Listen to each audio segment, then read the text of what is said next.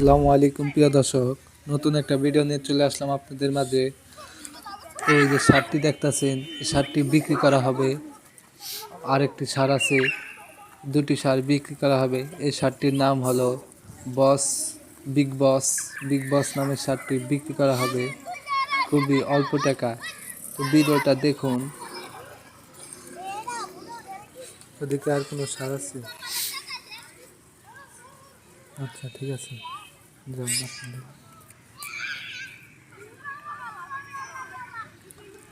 এই শার্টটির নাম হলো ভাগিরা নামের শার্টটি খুবই রাগী একটি শার্ট।